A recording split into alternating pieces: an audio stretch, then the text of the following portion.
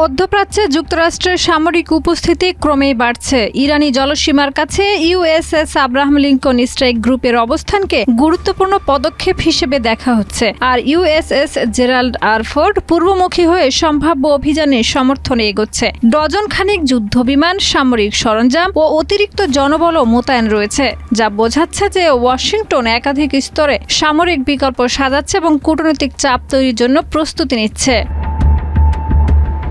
রয়টার্সের বরাত অনুযায়ী সম্ভাব্য সামরিক অভিযানে ইরানের শীর্ষ নেতাদের লক্ষ্যবস্তু করা হতে পারে। এমনকি প্রেসিডেন্ট ডোনাল্ড ট্রাম্প নির্দেশ দিলে শাসন পরিবর্তনের প্রচেষ্টাও এই পরিকল্পনার অংশ হতে পারে। নাম প্রকাশ্যে অনিচ্ছুক দুই মার্কিন কর্মকর্তা জানান, কূটনৈতিক প্রচেষ্টা ব্যর্থ হলে কয়েক সপ্তাহ ব্যাপী একটি টানা সামরিক অভিযান চালানোর প্রস্তুতি নেওয়া হয়েছে, যার মাধ্যমে ইরানের নিরাপত্তা স্থাপনা ও পারমাণবিক অবকাঠামো লক্ষ্য হতে পারে।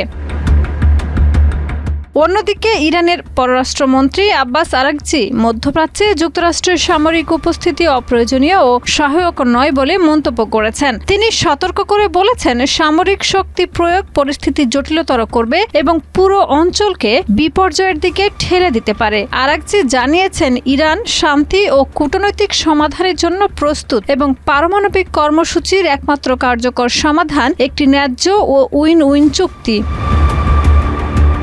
বর্তমানে মধ্যপ্রাচ্যে দুটি বিমানবাহী রণতরী ও ডজন খানেক যুদ্ধবিমান মোতায়েন রয়েছে। তথ্য অনুসারে বিশ্বের বৃহত্তম রণতরী USS Gerald R Ford Gibraltar প্রণালী পেরিয়ে ভূমধ্যসাগরে প্রবেশ করেছে, যা অঞ্চলের সামরিক উত্তেজনা আরও বাড়িয়েছে।